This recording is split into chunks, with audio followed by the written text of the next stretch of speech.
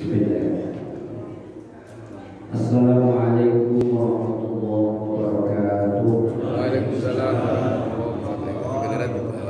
Alhamdulillah, alhamdulillahil mahmud fi kulli lisan, al-mahmud fi kulli makan, al-maqsud fi kulli zaman, kullu man 'alaiha fan wa yad'u wajhu rabbika dzul jalali wal ikram. Asyhadu an la ilaha illallah wa asyhadu anna Muhammadan abduhu wa rasuluh. Allahumma shalli wa sallim wa barik ala sayyidina Muhammadin wa ala alihi wa ashabihi wa man tabi'ahu wa man nasarahu jawil majdi wal irfan. Amma ba'du, subhanaka la ilma lana illa ma 'allamtana innaka antal alimul hakim wa la hawla wa la quwwata illa billahil aliyyil azim. Al-Qur'an, para alim ulama, para kiai, para asatidz, para tokoh dan sesepuh, mohon maaf lahir batin tidak menyebutkan nama satu persatu kepada guru-guru, tapi insya Allah mudah-mudahan tidak mengurangi rasa hormat, takdim dan mahabbah saya kepada para guru. Sekedar pengurus kuliah suku gabungan Al-Fajriyah, wabil khusus genap pengurus Masjid An-Nur. Benar ya? ya. Bapak-bapak, para jamaah sekalian, rahimahullah. Pertama-tama kita bersyukur kepada Allah Subhanahu wa taala bahwa pada pagi hari ini Allah Subhanahu wa taala memberikan izin kepada kita untuk sama hadir di masjid yang mulia ini dalam rangka melaksanakan serentetan ibadah kita kepada Allah Subhanahu wa taala. Mulai dari qiyamul lailnya, salat qabliyah subuhnya, sampai kita melaksanakan salat subuh berjamaah, dan sekarang kita mengkaji ilmu pengetahuan agama. Mudah-mudahan semua ibadah-ibadah yang kita lakukan, baik yang wajib maupun yang sunnah, senantiasa dikabul dan diterima Allah Subhanahu wa taala. Salawat ma'assalam semoga tetap tercurah terlimpah keharibaan penghulu umat Syekh Abdul Qadir Al-Jailani bin Abi Shalih Qaddasallahu sirrah, menyifati manusia mulia ini sebagai sayyidil wujud wa afdhali kulli mawjud, seorang manusia yang paling banyak berjasa di dalam kehidupan kita, seorang manusia yang paling gagah berani ketika menghadapi musuh-musuh Allah, tetapi memiliki hati yang sangat lembut bila berhadapan dengan umatnya, seorang manusia yang paling sempurna fisik dan jasmaninya, yang paling luas cakrawala berpikirnya, manusia yang paling bertakwa di antara hamba-hamba yang takut kepada Allah. Beliau adalah Nabi besar kita Muhammad sallallahu alaihi wasallam. Mudah-mudahan kita, anak-anak kita, juriyah keturunan kita kelak semua nanti akan mendapatkan syafaatul ujmah, syafaat yang paling besar dari Nabi kita Muhammad sallallahu alaihi wasallam. Amin ya Allah ya Rabbal. Bapak-bapak, para jamaah sekalian rahimakumullah, semua kita melakukan kesalahan, betul gak kira-kira? Kullu bani Adam khata'un wa khairul khata'ina at-tawwabun. Semua makhluk yang namanya manusia ini melakukan kesalahan. Itu fitrah manusia. Sejak Nabi Adam alaihi salam dikeluarkan dari surga, kemudian diterima taubatnya oleh Allah Subhanahu wa taala karena melakukan kesalahan. Padahal ni'am, begitu banyak nikmat-nikmat yang Allah berikan kepada Nabi Adam. Cuma satu yang dilarang oleh Allah, wala taqraba hadhihi sajarah fatakuna minaz-zalimin. Subhanallah, yang satu justru mengalahkan ni'am yang begitu banyaknya. Nabi Adam khilaf, melakukan kesalahan ini. Ini fitrah manusia, semua manusia. Seperti kita ini banyak melakukan kesalahan dan perbuatan dosa.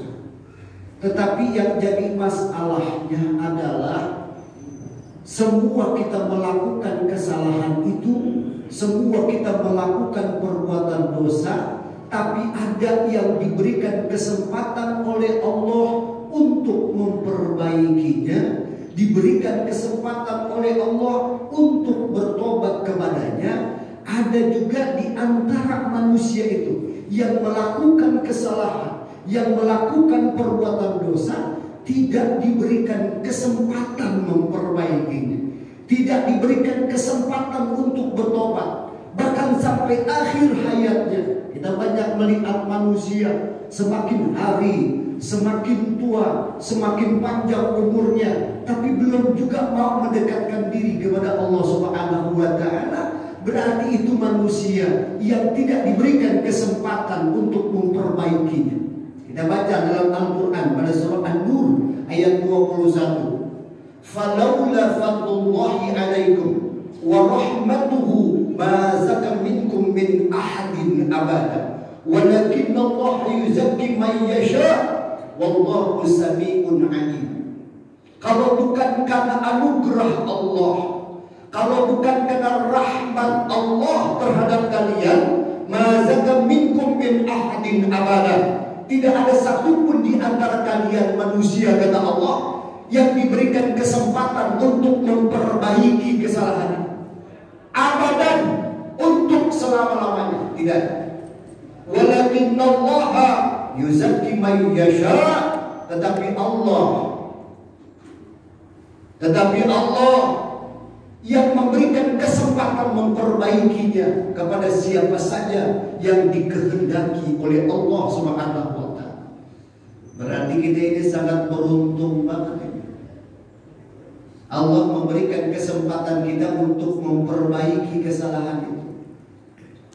Allahu Akbar walillahil hamd. Di tengah-tengah maraknya orang pada takut kepada Allah, benar ya kira-kira gitu? Di tengah maraknya orang lagi takut-takutnya datang ke masjid, alhamdulillah kita masih diberikan kekuatan oleh Allah Subhanahu wa Ta'ala untuk datang ke rumah Allah Subhanahu wa Ta'ala. Kita kaji sedikit, waktunya mepet banget ini sampai waktu syuruk nanti. Insya Allah kita tutup dengan melaksanakan sholat Isra 2 rakaat. Sering kita membaca kalimat lillah, benar?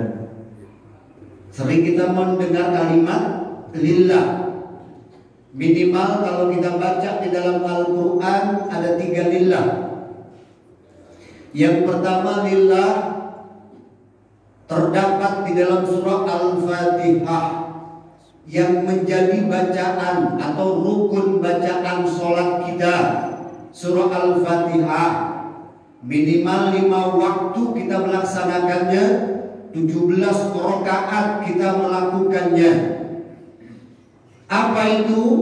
Alhamdulillah Rabbil Alamin.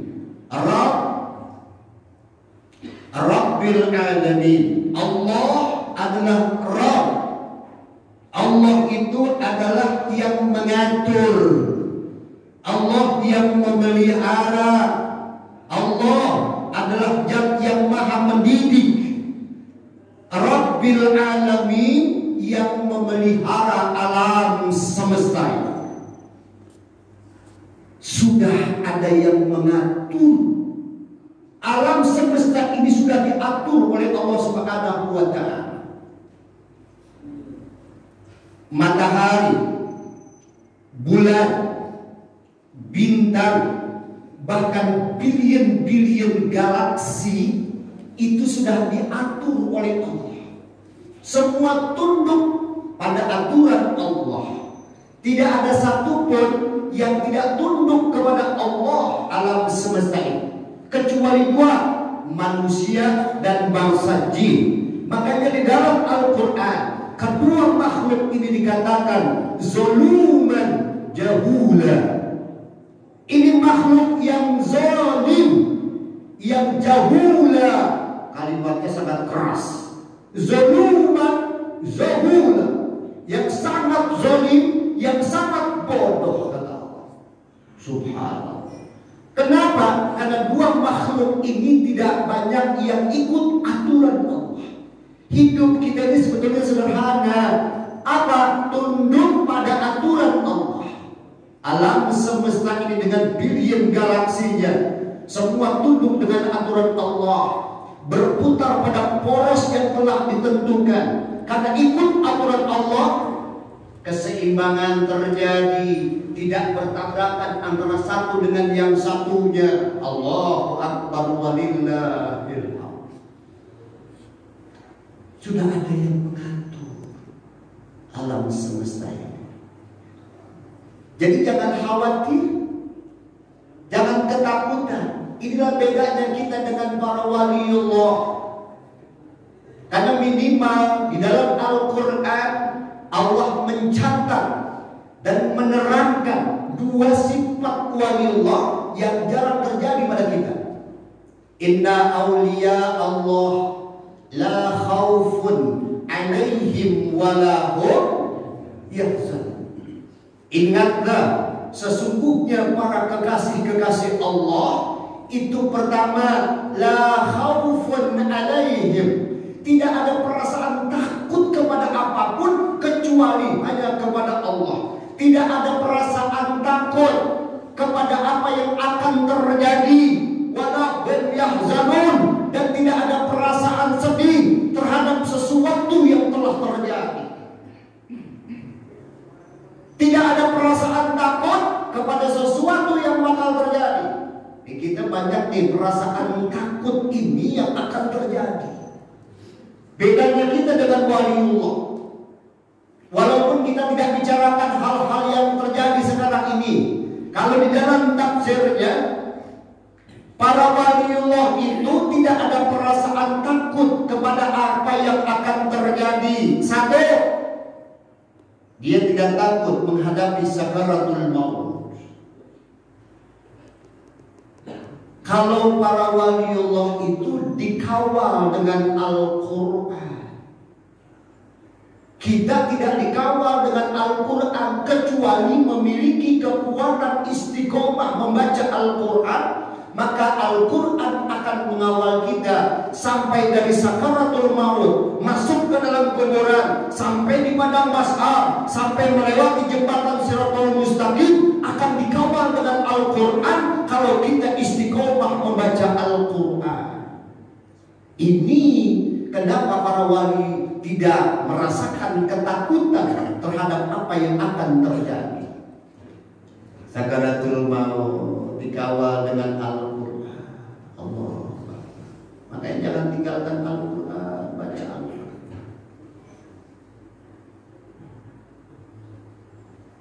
Insya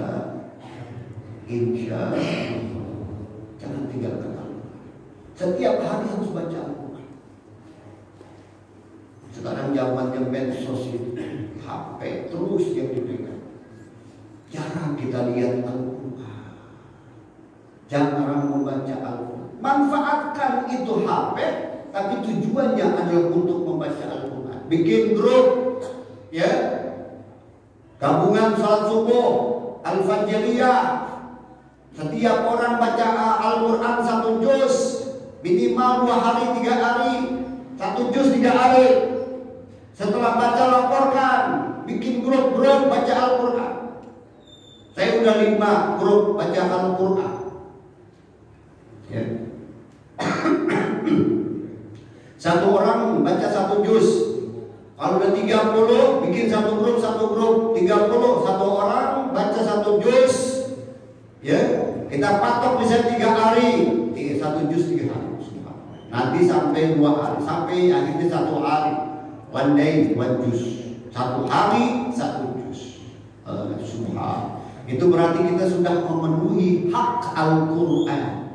Karena Al-Quran ada haknya yang harus kita baca. Minimal 100 ayat dalam 1 hari. Ayo dah, baca Quran apa kagak? La khaufun alaihim wa la hum yahzanun.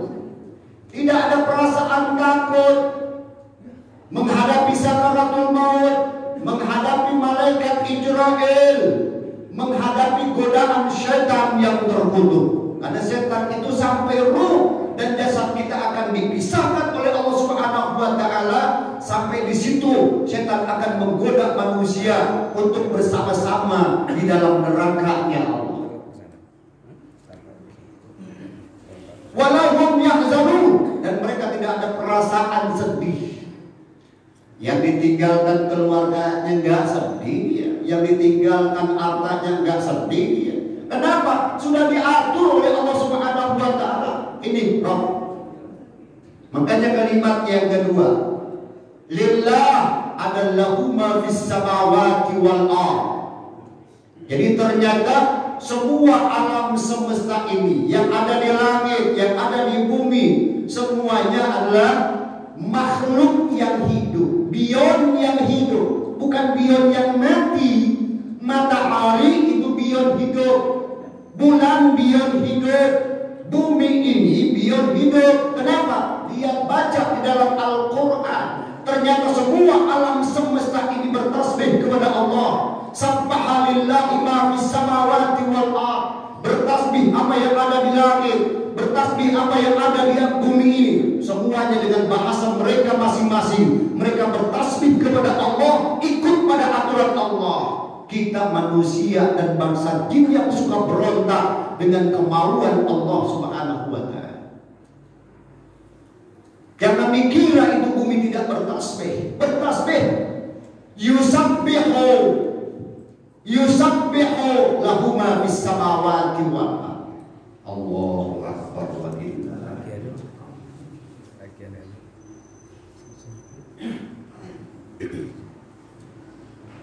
Karena semuanya adalah milik Allah Subhanahu wa taala.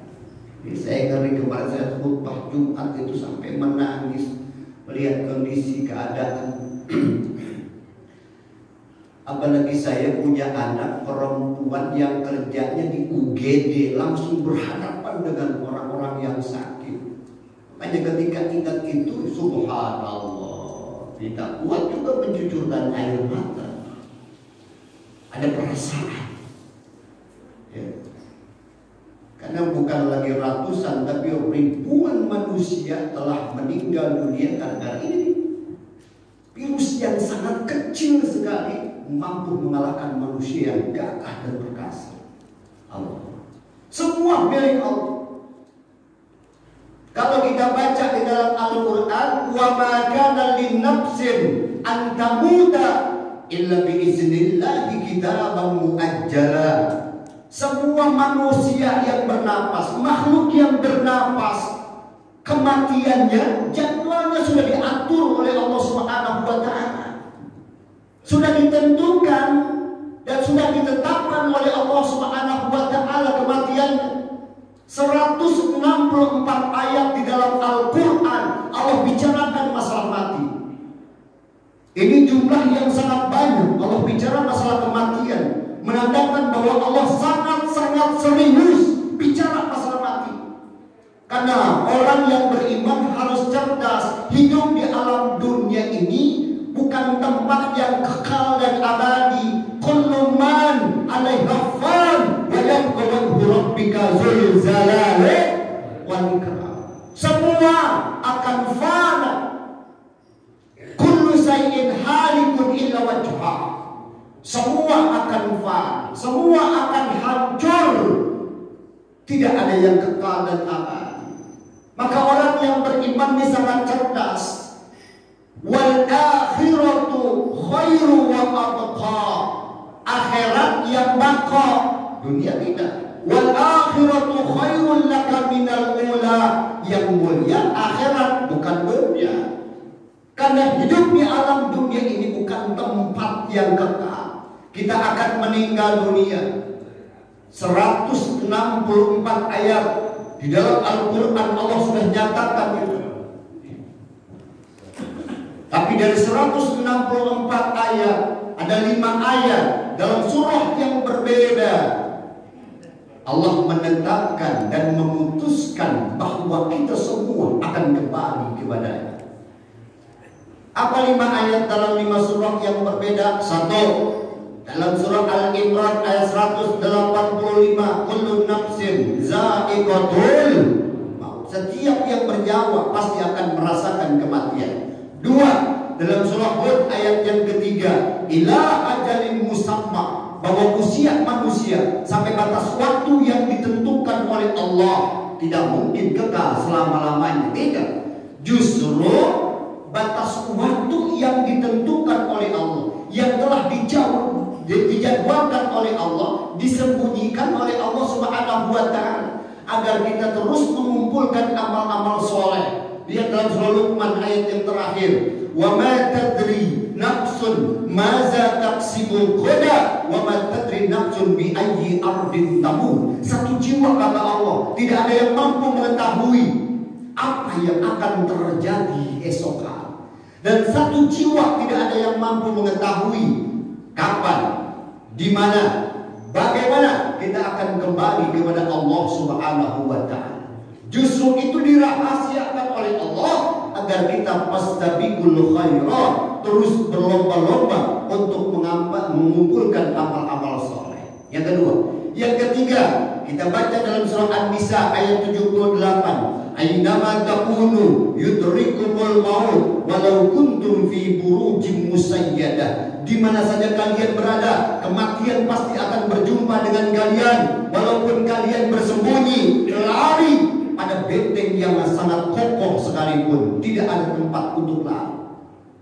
Semua diterangkan di dalam Al-Quran, banyak dalam surah Al-A'raf, bahwa semua tidak ada yang terlepas dari tatapan dan kontrol Allah Subhanahu wa Ta'ala. Daun kering yang dihempaskan oleh tiupan angin, yang kita semua tidak tahu di mana akan jatuhnya, itu akan terlihat dari tatapan Allah Subhanahu wa Ta'ala. La yabisin, tidak ada yang kering, tidak ada yang basah, kecuali sudah tercatat dalam kitab yang sangat nyata. Semuanya diatur oleh Allah Subhanahu wa Ta'ala. Allahu Akbar.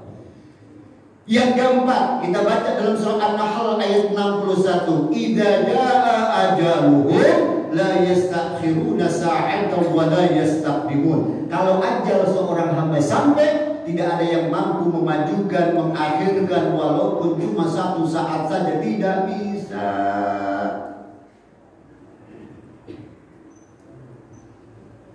Ini yang disebut dengan ajal. Idza jaa ajaluhum. Ajal itu adalah batas kehidupan manusia di alam dunia. Untuk mengisinya kepada ajal disebut dengan al-umru. Kalau kita bahasanya umur.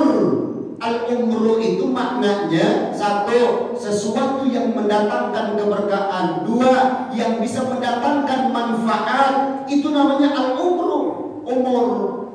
Makanya umur yang diberikan oleh Allah kepada kita, kalau kita tidak ada manfaatnya hidup di alam dunia, tidak ada keberkahannya di alam dunia, untuk apa Allah berikan umur itu kepada kita? Karena semua akan sampai kepada titik yang disebut dengan ajal. Idza jaa ajaluhum la yastakhiruna sa'atan wa la yastaqdimun.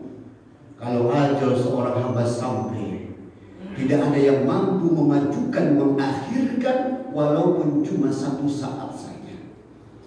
Ini yang saya baca Al-Quran. Harus yakin kita, benar gak kira-kira? Kalau Allah memang sudah menentukan ajal manusia, mau dia kena corona kek, kolorna kek, nah kolor itu. Tapi kalau Allah belum tentukan orang itu meninggal gak kira-kira? Gak bakalan meninggal. Ini ayat Al-Quran. Kalau memang sudah datang waktunya, ajalnya, orang itu akan meninggal dunia. Gitu. Kenapa kita harus takut? perlu, tapi akhiri dengan tawakal kepada Allah Subhanahu wa Ta'ala. Saya dari rumah tadi saya bilang, Bismillah tawakkaltu 'ala Allah, la haula wala quwwata illa billah. Kita bertawakal kepada Allah Subhanahu wa Ta'ala. Kita punya Allah yang mengatur, yang menciptakan itu makhluk, termasuk virus corona. Kolor apa kolor betul? Sedih deh, ya. Masjid sepi, ajan libur semua.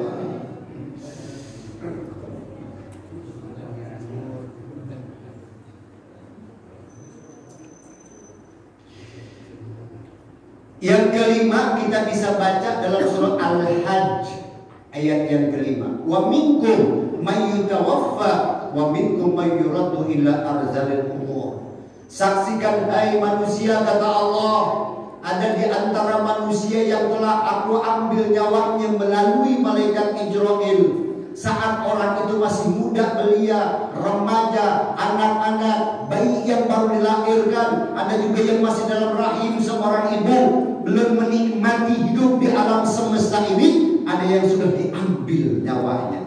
Wa minkum may yuraddu ila arzalil umur. Tapi kau saksikan hai manusia, ada di antara mereka yang aku panjangkan usianya sampai orang itu pikun. Ini pelajaran berharga bahwa yang namanya mati tidak pandang bulu. Yang tua secara sunnatullah, yang tua-tua di depan ya, secara sunnatullah akan kembali kepada Allah. Bukan saya yang ngomong, lihat dalam Al-Quran pada surah Rum ayat 54. Allahul ladzi khalaqakum min dhafin summa ja'ala min ba'di dhafin quwwah summa ja'ala min ba'di quwwah dhaffa wasay. Allah yang menciptakan kalian dalam bentuk yang sangat lemah, bayi lemah, la haula wala quwwata.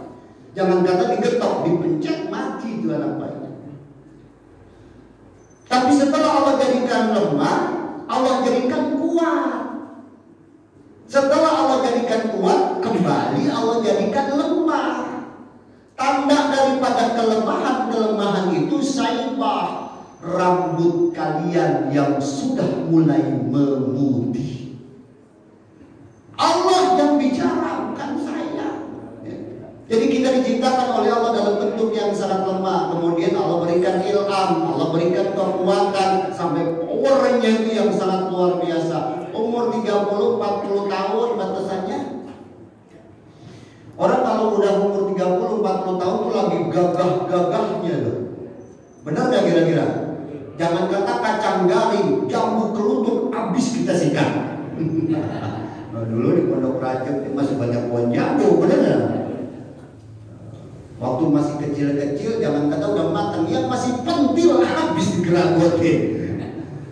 Saya Ratu Jaya dulu itu, ya Allah, ya Rahman, ya Rahim. Gagah luar biasa, tapi usia 50, 60, 70 tahun. Jangan kata makan jambu gelutuk, makan kacang garing aja kayak orang main bola di dalamnya. Digigit sini, mentok ke sono. Digigit sebelah sini, bentar ke atas. Orang gerahamnya udah kagak ada. Bener gak kira-kira? Artinya orang makin tua, nikmat makin banyak diangkat, penyakit mulai diberikan. Itulah, ya. Kapan? Usia 40 tahun ke atas sudah mulai kerasa tuh, jalan gak bisa jauh-jauh. Kenapa? Asam kurang. Mata udah kurang, rabun, ya. Itu nikmat makan diangkat satu persatu, giginya dicopotin. Melihat mata udah mata udah melihatnya rabun, kecuali yang merah sama yang biru. Wah, itu jelas bener tuh. Awas bener kalau yang begitu, yang merah lah katanya. Padahal kagak kelihatan. Ya. Makanya pantas kata Nabi, A'maru ummati ma baina sittina ila sab'in wa aqalluhum ma yazuzu zalika. Usia umatku hanya berkisar antara 60 sampai 70 tahun saja. Kalau ada yang lebih dari 70 tahun, wa aqalluhum ma yazuzu zalika, hanya sedikit usia umatku yang dipanjangkan umurnya sampai lebih dari 70 tahun. Mau bukti? Ayo silakan kita angkat. Sekarang usia yang 70 tahun angkat tangan. Ayo. Ayo. Yang 70 tahun angkat tangan. Berapa? Wah, satu. Ada iya. Cuma atu-atunya jodoh. Lagi. Oh, dua. Berapa? Lagi. Usia saudara? Hah? 68. 78. Dua orang. Yang lain belum tentu nih, begitu nih. Ya. 60 tahun aja belum tentu ini. Benar kira-kira kita. Nah, beliau belum ketahuan 78. Subhanallah, kita belum tentu. Kenapa? Orang sekarang ini mau makan yang instan. Makannya nggak apik orang sekarang. Ya, coba dah. Coba kita berpikir dengan jernih. Apa sekarang makanan yang tidak diracunin? Coba apa? Nasi dari beras, berasnya dari padi, padinya disemprot pakai zat kimia. Kita berarti makan racun. Buah-buahan sekarang disemprot, makan racun lagi aja. Masuk ke Indomaret, beli Indomie, wah di situ ada zat pewarna, di situ ada zat kimia. Ya, kalau kita makan racun. Semua bentuk makanan sekarang ini ada racunnya, gitu. Makanya orang-orang sekarang, mohon maaf, boro-boro 70, 60 juga kayak jarang sebenarnya. Kalau orang tua kita sebenarnya apik-apik makannya, apa yang dia tanam itu yang dimakan. Dulu di sini subhanallah masih banyak sawah dulu, ya. Sekarang udah kagak ada sawah, kayaknya rumah semua. Tadi saya masuk lewat situ aja subhanallah, rumah semua udah, ya. Allahu Akbar walillahi. Saibah, tandanya rambut kalian yang sudah mulai memutih. Alhamdulillah, kalau saya mah belum pada yang putih, saya masih hitam semua. Wah, benar. Ya, ya. Baru 31.